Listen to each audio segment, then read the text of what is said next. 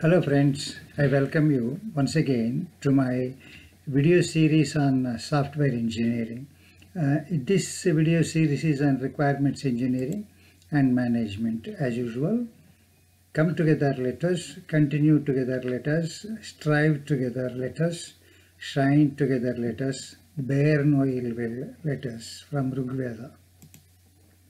In this episode, I am talking to you about the quality assurance in requirements management, requirements engineering and management. Quality assurance is a engineering activity because it directly contributes to the quality of the work, or in the other words, it eliminates the possibility of errors, mistakes, omissions, commissions in the deliverable that we produce after doing the requirements elicitation, gathering, analysis, and then establishment. This happens before the establishment. Now let us talk about basics of quality assurance. I am sure most of you know what is quality assurance, but even then let us just talk about the basics, because there is more misunderstanding about quality than real understanding, proper understanding. The word quality itself has multiple meanings and multiple connotations in the dictionaries. Quality means character, the character of the product or a person or anything, and it's an inherent feature. It's not outside, it is not visible to the naked eye. Quality is inherent, it's not visible. The product is visible, or the degree of excellence, how excellent the product is, and distinguishing attribute among others. In the present context, we refer to the degree of excellence as the meaning of the term quality. That is more appropriate for our context when we talk of quality assurance of requirements. Now, ISO, International Organization for Standardization, defined the word quality as the degree to which a set of inherent characteristics fulfills requirements. The term quality can be used with such adjectives as poor, good, or excellent. Inherent, as opposed to assigned, means a permanent characteristic existing inside something. This is ISO definition. But now there are a few things. Degree to which a set of a degree of excellence, or they simply say, it doesn't really allow us to quantify. Second, poor, good, or excellent. Who defines this poor, good, or excellent? The producer, or there is an international organization or a national organization or industry association which defines these attributes? Really, there is no definition. And the most popular definition that is used in quality assurance circles is by Joseph Juran, and he defined the quality as quality is fitness for use. Now here, very simple definition. And fitness and use need to be defined for every product. See, a poor product, the producer claims it is a quality product. But then the term quality itself is standalone word. Most people use quality to connote a good quality product. It is a quality product, they say. You must have heard it. What is the difference in prices? The quality is the difference, they say. So quality stands alone. It has to be good quality. Then only we can call quality. If it is not of good quality, we have to call it poor quality. So there is an average. What is the average? What is the normal? What is the ambient definition? So I am dissatisfied with this definition. So when I wrote my book on software quality assurance, I defined it in this way. Quality is an attribute of a product or service that is provided to consumers, completely conforming to or exceeding the best of the available specifications for that product or service. It includes making those specifications available to the end user of the product or service. More often than not, the customer never gets the specifications. They say the specifications are available in international standards. If they are, that's good. But most products that are available in the market, I'm sure you do not know the specifications.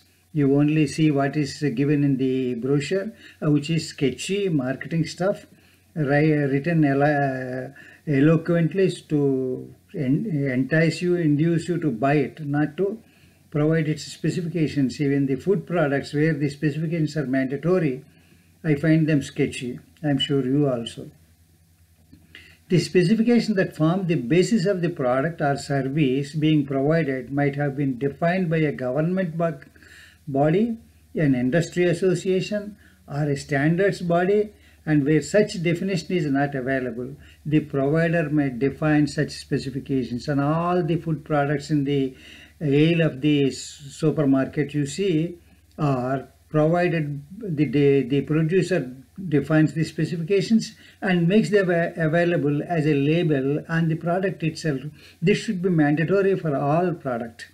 If you take a laptop, are the specifications available? He just gives the system information. You do not get more things than that. You buy a software product, where are the specifications? They are not there. You buy a car, what are the specifications? Sketchy. And now quality assurance in the context of requirements engineering and management, there are certain activities that we need to perform to ensure that quality is built into the project requirements.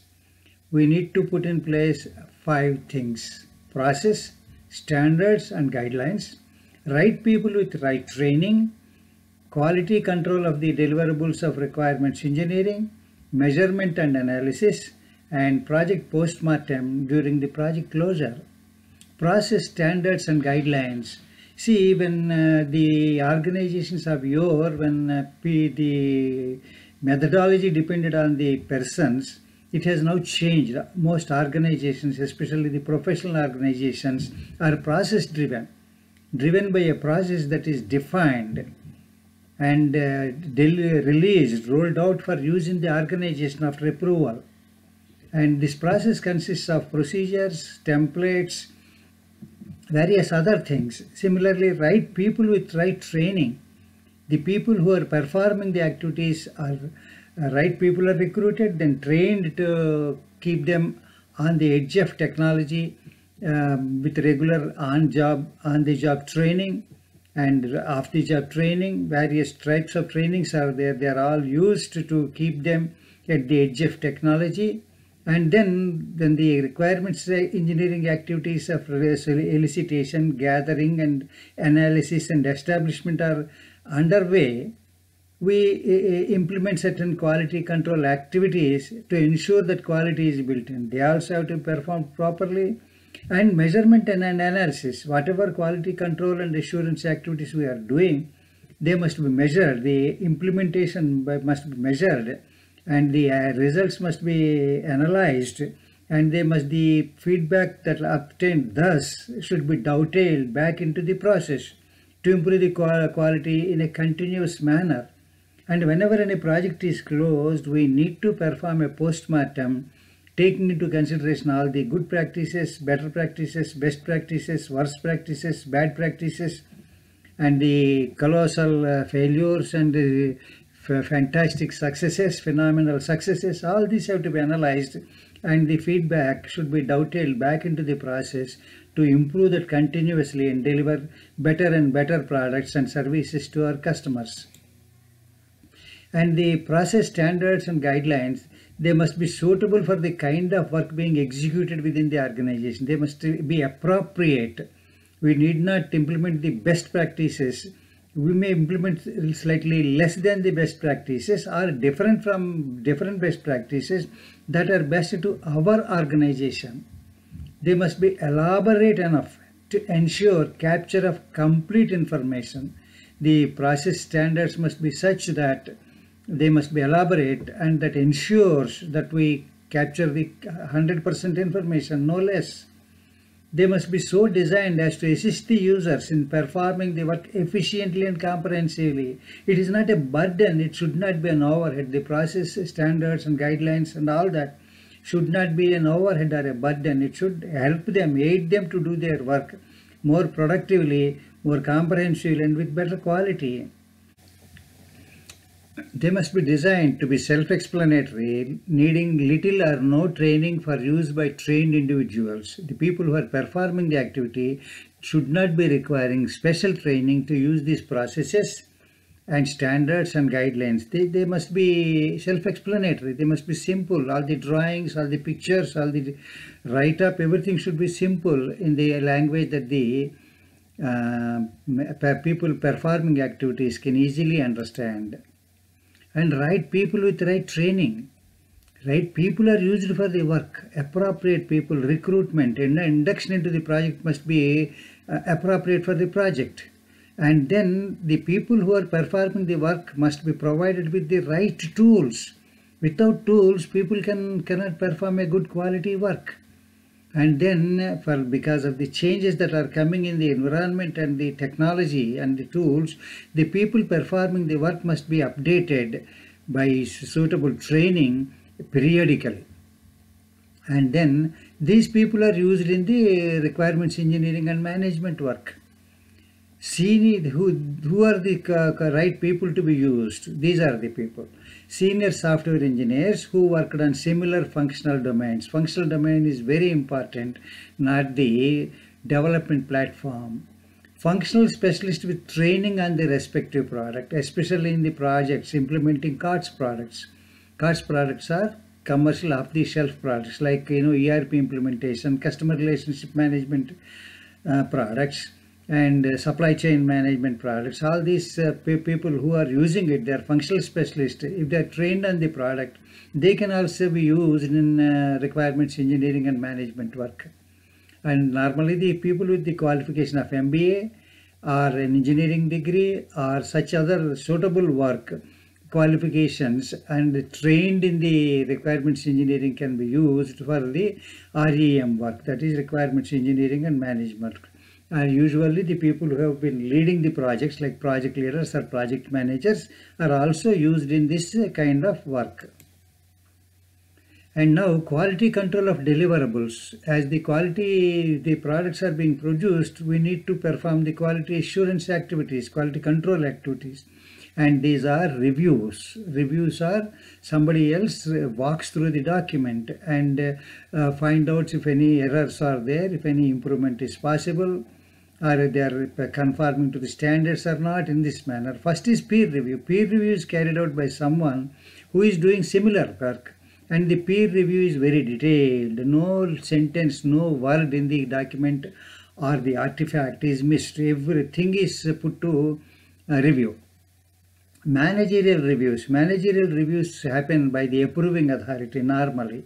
They only place a bird's eye view, a glance of a bird from top. They will review the document that all the necessary activities are performed, that peer reviews have happened and the feedback is implemented and the defects pointed out are closed, all such other things. And in a overall view they take, and they may find out, sometimes they may find out errors. And that is another review. Expert reviews, especially when we are doing a new domain, which is new to us.